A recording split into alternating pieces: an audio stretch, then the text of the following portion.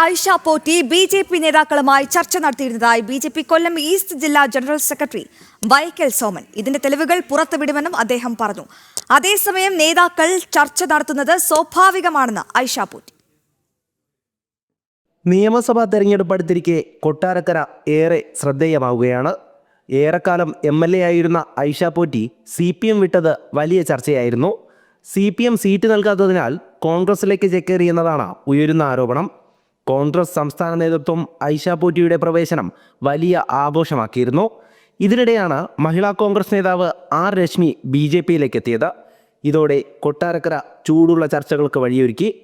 ആയിഷ പോറ്റി നേരത്തെ BJP നേതാക്കളുമായി ചർച്ച നടത്തിയെന്ന് BJP കൊല്ലം ഈസ്റ്റ് ജില്ലാ ജനറൽ സെക്രട്ടറി വൈക്കൽ സോമൻ പറഞ്ഞു. ഇതിൻ്റെ തെളിവുകൾ കയ്യിലുണ്ടെന്നും തെരഞ്ഞെടുപ്പ് എടുക്കുമ്പോൾ പുറത്തുവിടുമെന്നുമാണ് ആരോപണം.